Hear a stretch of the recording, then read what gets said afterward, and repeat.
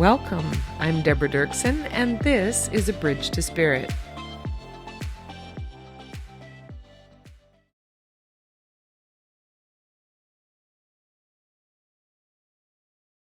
Hi, everyone. Welcome to another episode of A Bridge to Spirit. I'm excited to be sitting here with you again today. I've taken a little bit of pause because I've been doing so much. I'm just trying to get the editing done.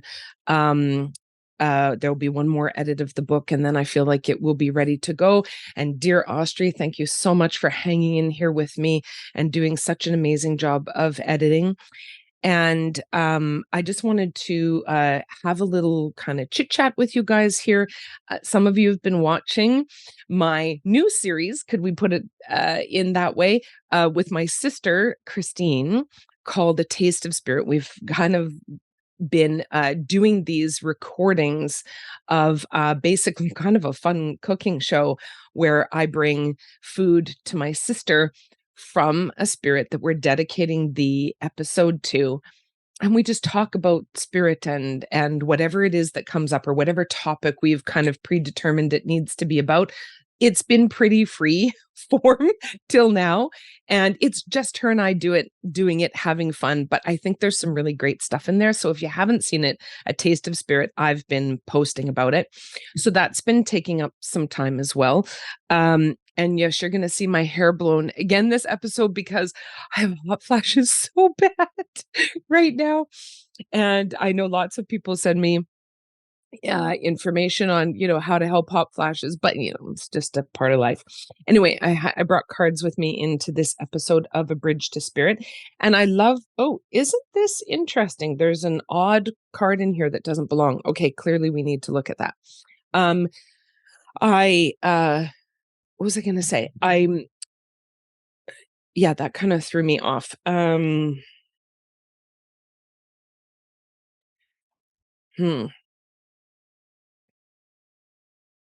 There's a donkey in here, so I don't know if it's telling me to stop being an ass or what this is about.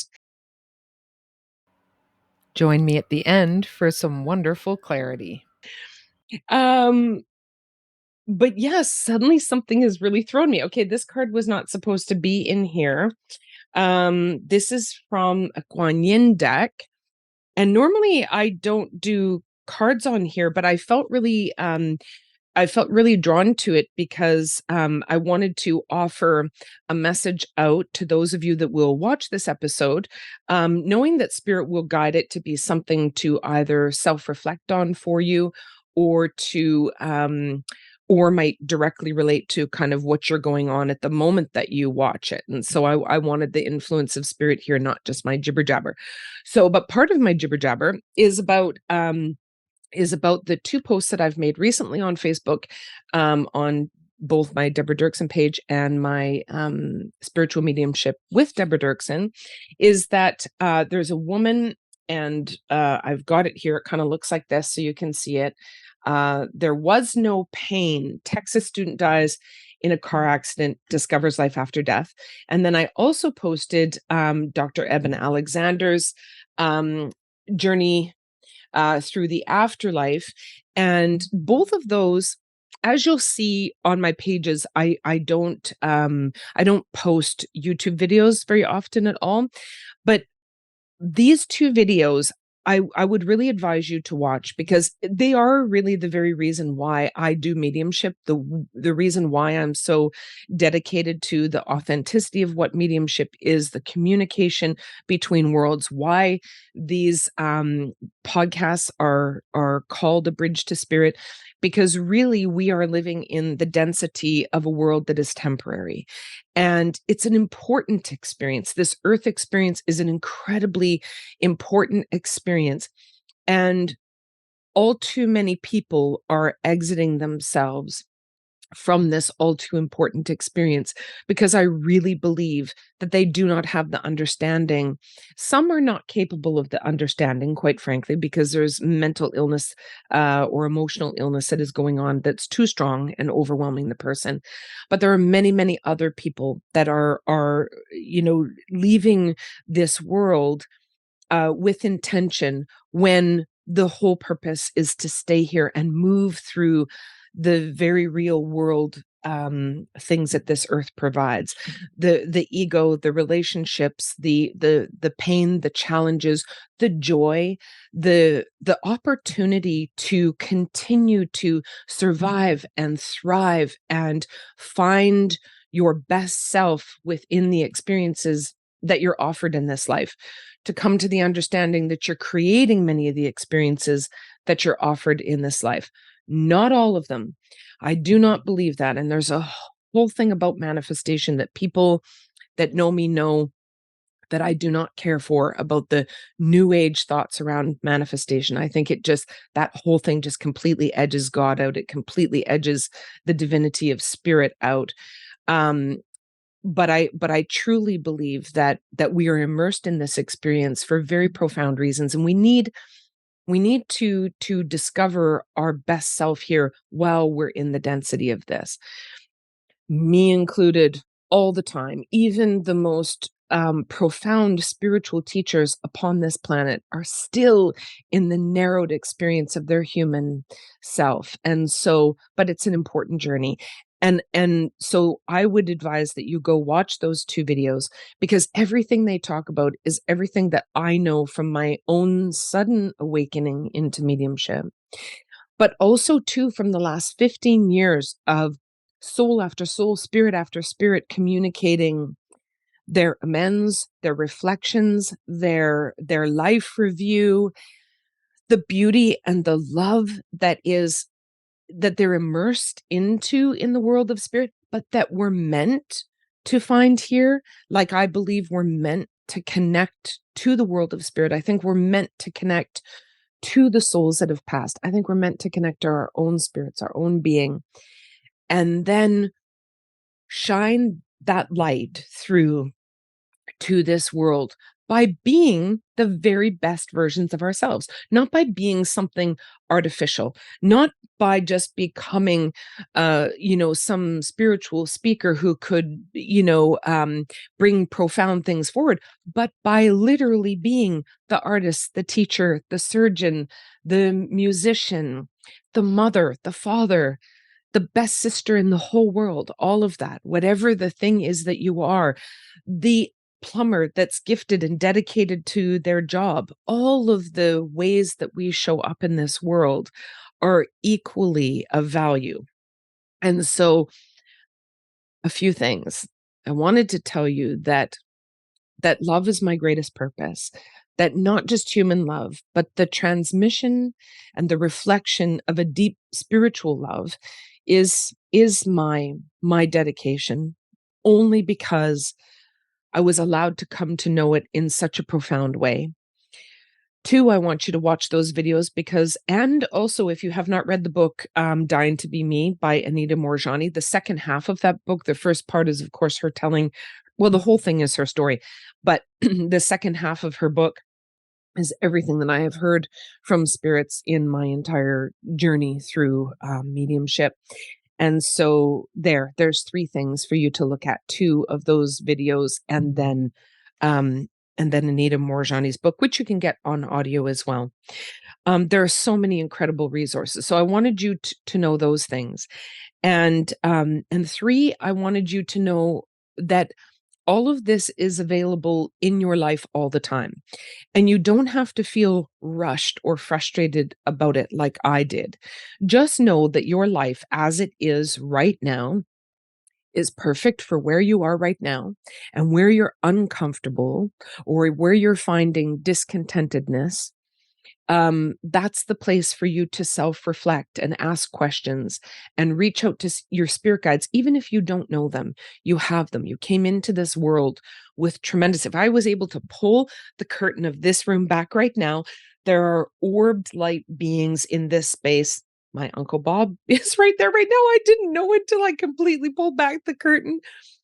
Hi, Uncle Bob. Sorry, that surprised me. Mom, Uncle Bob's right there. Um, oh, sorry. Okay, can't make me cry on screen. Jeez. Okay, wasn't expecting that. Anyway, If you pull back the curtain into if you could pull back that curtain like I just did into the world of love, you would see that your loved ones, the energy of your loved ones are there, that there are loving deities and energies all around, that immersed into that is this kind of air, this environment that is just incredibly alive and so full of not only peace and love, but a great desire to move itself towards you and have your awareness connect to it. So that means that you have to turn yourself towards whatever kind of meditation works for you, or prayer works for you, or moments where you can grab a cup of tea and just sit down maybe in the middle of a garden and let go of your thinking mind and just deepen a relaxation into your body and just release yourself and kind of let the edges of your human experience kind of go a little bit and feel a little bit of a lightness. So you have to do a little bit of work towards stopping the hamster wheel. And stopping the hamster wheel, by the way, many people might go, but I can't, I've tried. Stopping the hamster wheel means that you have to appreciate the hamster wheel. So if you're struggling with, well, I can't meditate because I can't get my mind to stop, don't sit forcing your mind to stop and expecting that it will. Sit with a loving attendance to the busy mind. So as the mind is being busy, instead of becoming frustrated, you say, oh, my mind is incredibly busy, because your mind is not you, by the way. So my mind is incredibly busy. Yes, mind, you're trying very hard to run my life and to worry about the future and to contemplate the past. Yes, I hear all of that. But right now, I'm just sitting here, I'm breathing, my body is here, and I'm relaxing. And thank you for being busy. But right now, I'm going to draw my attention into the place of my heart. And then I'm just sitting here relaxing, that I'm not in those places. Yes, thank you, mind, very much. And you just keep thanking the mind until the mind realizes that you're not fighting with it anymore. And I promise you, there will come a point where you suddenly realize that the mind has stopped and that you are breathing in complete presence. And then all of a sudden, your mind's going to go, oh my God, it's happened. And then it's going to start up again. So it's not a matter of sitting down and going, I should feel or sense or connect to nothing in my mind. It just means that you should be present with everything that's occurring in the moment and just keep saying yes to it and relaxing into it. So anyway, there's my little tip for you to be able to move into some meditation or some quiet moment. But the thing is that it is my hope that by being the very natural human that I am, that is very complicated and is always trying very, very hard to find the best version of myself, to against all of my judgments and fears and hurts and upsets, because I have all of them. I have my immediate mind responses to things just like everybody else. It doesn't matter how much I know or how much evolvement, and I've gone through true transformative evolvement. Even in all of that, I'm still very much the human Deborah that has a more immediate reaction to things. But on the moment after that immediate reaction, there's another voice in me that's been developed that says, oh, what's really going on for you? There's something behind that thing that you just thought. Oh, maybe it's a feeling of insecurity, or maybe it's a feeling of fear, or maybe it's a feeling of a deep sadness that you haven't been willing to look at. So I have a questioner of the active mind now, and that's something that I hope to facilitate many of you developing as well. Spirit is saying to stop here. Hmm. This is so great on the heels of what I just said. So, and interesting too, that, yeah, see, Spirit is so good. Out of that whole deck, they should pull this. So let me show you. Oh my gosh, I just, oh, Spirit is so good. So I just posted a video the other day about a mermaid and talking about coming to truth and that kind of thing. And so here's this beautiful mermaid in this picture. But what's really powerful about it is those 2 videos I was telling you about and the book are about, uh, birth, death, and rebirth. And so this says, "Honor your natural cycles, balance giving and receiving, respect nature's intelligence. You are in rhythm with life, move your body and dance." Okay, that last one is for me. For sure, for sure. I mean, I'm sure for many of us, but I take it for myself as well because 2 weeks ago I started a complete change of diet, which I've felt like nothing but chewing my own arm off. So I have to say that I'm like an frustrated bear about that, because I food is my thing, and so I don't like that. I can't just eat whatever I want and find my joy in food. I'm learning new ways to find my joy in food, but I'm gonna say it hasn't been easy. But I haven't done the other thing I'm supposed to do, which is move my body. So, I'm gonna take that as a message from spirit to move the body. But birth, death, and rebirth in those videos, at least Eben Alexander's talks about reincarnation, which is a whole nother topic that I absolutely love. But we go through constant birth, deaths, and rebirths while we're in the human incarnation too. I have a hair in my eye. While we're in the human incarnation too, and we can honor that. Those are natural cycles. We even have them in our spring and summer and fall and winter, you know. Um, this coming and flowing, the in tide and the out tide, there is so much metaphor around us, that we can see, you know, the leaves dry up and fall off the tree and then new one comes. Like, it's okay for us to let go of who we were yesterday. We don't have to continue to feel, guilty or shamed about those things. Today is a new day. As a matter of fact, you don't even have to carry what this morning was about. If you come to awareness of the truth of where you are, of the truth of how you feel inside, and then take ownership for what some of your actions have been as a result of that, that are maybe wonderful or are maybe challenging. Regardless, your continuing evolvement of self awareness will deepen your awareness of others. And that means that every moment you can start over, right? So you don't have to keep carrying who you were 20 years ago into today. So let me read it again: birth, death, and rebirth. Honor natural cycles. All of it is incredibly natural. And you are doing your best job with who you are, with the dynamics of your psyche, with all of the things that you've been through in life. You really, to this point, honestly have been doing the best that you can. In hindsight now, with new information, are there places that you know that you can do better going forward? For sure. Deepen into that. I know I've learned more lessons than I care to recount here. Um, but I'm also grateful for it. There's never anything scary at looking at where you have been challenged or where you have, I would say, made mistakes, but I don't know that we ever do make mistakes. I really do believe that at the moment we're immersed into something, mistakes are a hindsight concept. I really don't think that at the time we're doing something that we're intending to create an error or a mistake. I think that that's a hindsight. But it's a hindsight for a reason, because at the moment that we were in it, we were either taken over by some other aspect of ourselves, or we didn't have the information that would allow us to move forward in the way that we could maybe in hindsight be proud of. So there are a lot of dynamics that you just really need to let yourself off the hook for and keep coming to deepening into really just being the best that you can be. And that'll happen by questioning your motives, questioning your feelings. Am I being honest with how I feel?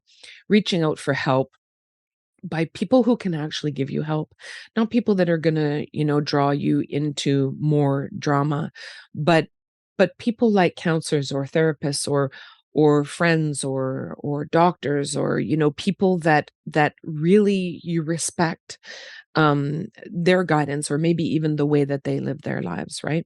So all that's important. I feel like I gave you a whole bunch of stuff that we could expand more on, but I don't want to try to hold your attention for too long. So birth, death, and rebirth. honor natural cycles, balance giving and receiving, also incredibly important. Respect nature's intelligence. Yes, you are in rhythm with life. Just yesterday, I felt like I got to go stick my feet in the ocean. So I think I'm going to find a way to do that soon. Move your body and dance. Okay, Spirit, I will. And I hope all of you will do that with me. Many blessings to all of you. And thank you so much for coming here to spend time with me. Bye. So here we have the card that in the beginning of this episode was presented. And at the time, I didn't understand. But reading it at the end of my recording, it all made such wonderful sense, and how beautiful that the divine should give its loving light to shine upon this conversation. So I'll read it to you in case you're listening. This was a card from the Guanyin deck, number 9, called 8 Immortals. The messages you have been receiving that are unconditionally loving, fearless, and encouraging of you to grow and be your true self are from your higher guidance. The 8 immortals and other beings of divine light and divine love are guiding you. It is safe to follow these messages now. Doing so will bring you greater joy. Sometimes you may question whether you are in contact with genuine spiritual guidance or engaging in wishful thinking. Genuine guidance is simple, clear, and repetitive. When you ask for confirmation, it will come. The more open you are, the more quickly the confirmation can reach you in the form of signs, conversations, and serendipitous happenings. So there you go. That was the card, and what a beautiful treat to have that introduced into today. So take care of yourselves. Lots of love.